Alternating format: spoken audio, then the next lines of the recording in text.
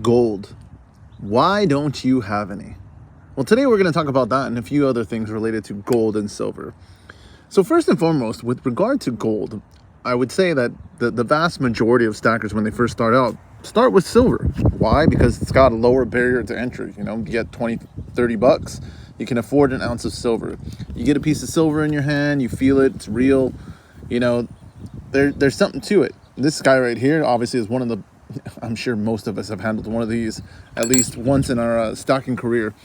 But with gold, it's different. With gold, it's like it seems to be kind of a choice at some point that you have to you have to take into account and kind of go to the dark side to have some gold in your stack, and it's just not attainable for everyone.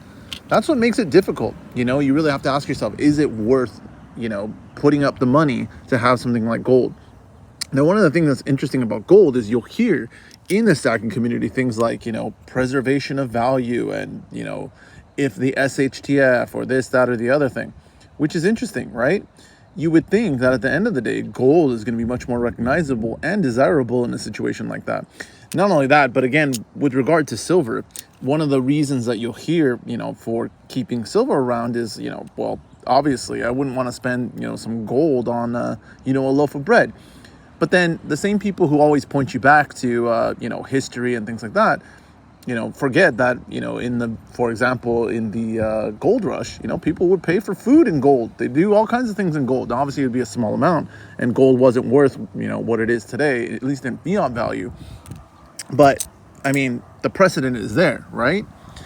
These kind of things are interesting. And I think with gold, particularly as your stacks get pretty big, 100 ounces plus, at what point do you really turn the corner and say, gold is the way to go?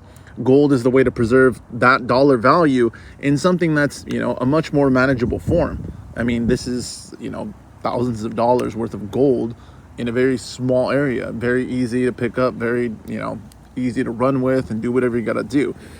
That's a big value proposition versus silver. You'd be holding, 10, 20 pounds worth of silver to be able to do the same thing. It's just not comparable.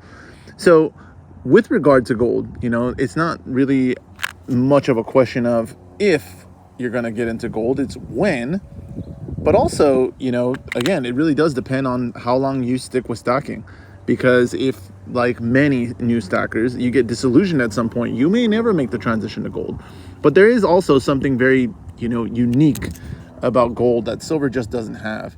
It's definitely a different feeling to handle gold and, have gold, own gold, than it is to, feel with silver. What I would say, though, is it is similar in that when you buy your first couple pieces of silver, you feel like you're doing something different than the normal systematic stuff that we do, which is, put in a savings account, buy stocks with it, different things like that. There is something to having a physical asset versus an electronic asset or something, on a digital screen. However, like, what makes it crazy is, like, when you think about, all the things that you hear about on, different channels. For example, recently I was watching a video on, or I saw a video with Andy Sheckman, and he's just making wild calls about what prices, silver prices, 150 bucks, or all these different things. It's like, it's really crazy to me because it's like, how can you have any type of credibility when you're making wild claims about what price should be for, any asset, particularly, when there's really no track record. Like I've said this many times, there's so many broken clocks out there with regard to calling balls and strikes as far as, up and down in price in silver or gold. I mean, anybody can be the resident expert. You're either going to go, it's going up or it's going down. I mean, there's not much ambiguity to it. So I would say that even someone who knew nothing about it could probably, with some reliability over a period of time, predict the ups and downs. But the thing is, that being the case doesn't make you an expert. Doesn't mean that anyone should listen to you. The reality is, if you've been stacking long enough, you realize that no one knows what, price is going to do in any given period. Even with regard to, keeping up with inflation, which you hear all the time, there is data there that supports it, but there's also data that says, that doesn't hold true, particularly on anything other than extremely long periods of time. Now, That's what I don't get with the gold market versus the silver market. Silver, I feel like there's a lot more hype regarding price and, oh, it's going to go to the moon and it can do this and that. Gold, you really don't see that. And I ask myself, is it because the market for gold, it first is not industrial like it is for silver, so you don't see as much volatility. But secondly, I feel like the gold market, they try to sell you in a different way, in that preservation of value, that risk level on gold is substantially different than it is for silver. And I would say that there's probably truth to that, but not from a fear mechanism. I feel like the reality is with gold, it's just much more recognized than silver would be, particularly if you're looking to use it, in between, individuals and things like that. How the hell do I know what silver looks like? It looks like aluminum. It looks like steel. It looks like a bunch of other different things. People aren't going to know what silver is if the SHTF, comes. Why not just buy a bunch of fake Chinese bullion for pennies on the dollar and then go ahead and try to use that during the SHTF because, people don't know what silver is? Well, they're going to have testing. No, they don't. Even stackers don't test their silver and gold. Coin shops sure as hell don't. That's something that I found interesting, as a buyer, that, just from a mechanical standpoint, it makes perfect sense when you think about it. But, coin shops, you go in, you buy stuff from the display. They haven't tested that stuff. Maybe the gold they do, but, they sure as heck don't with the, the bullion. It comes in and goes right back out.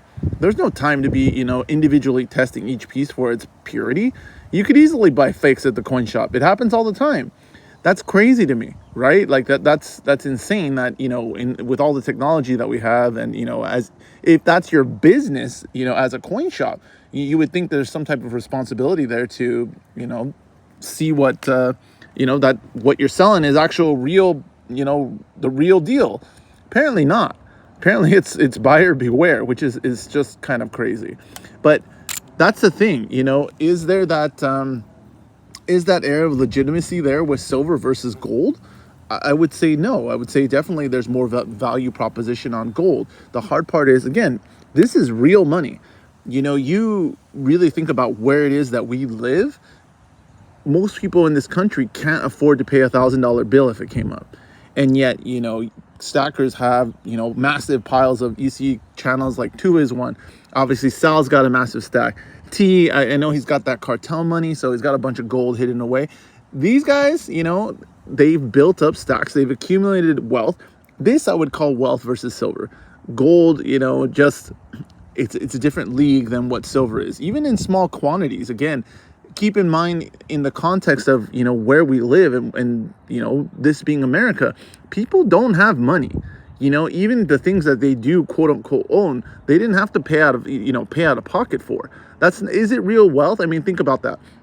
Flashy car, you could be leasing it for, a fraction of what its quote unquote stated value is. Real estate, many people before things got crazy bought these houses for, very low down payments. And now they live in, $1 million houses that quote unquote, are theirs. Well, remember, it's not yours until you make the last payment. And even when you do, you don't pay your property tax. They're going to take your property. Do you ever really own that? Versus something like this where, there's really no third party unless you're getting unloading it. They say things like, gold and silver. One of the things I've heard is there's no counterparty risk. There's absolutely counterparty risk. At some point I have to unload this, which would be the counterparty. Now, does it have the same counterparty risk as other things? Maybe not, but it's still there. So again, all of these different things with regard to silver versus gold, there's definitely value here. But it's not something that's attainable for everybody. And it's also not right for everyone. I think that's one of the things that, is lost on many stacking videos when they make it seem like you have to trade up to gold. Obviously, there's a lot of benefits there. But is it right for everyone? No. Is stacking right for everyone? Definitely not. Pros and cons like anything else. But let me know your thoughts, especially with regard to guys like Andy Sheckman that are just constantly out there shilling it. I get it. These days, marketing is a huge thing. Marketing anything, you don't have to know anything. If you're a good marketer, you can sell stuff. And I get that. I actually respect that. I respect the skill set. But I feel like in the stacking community, there's so much of that does a disservice to the community as a whole.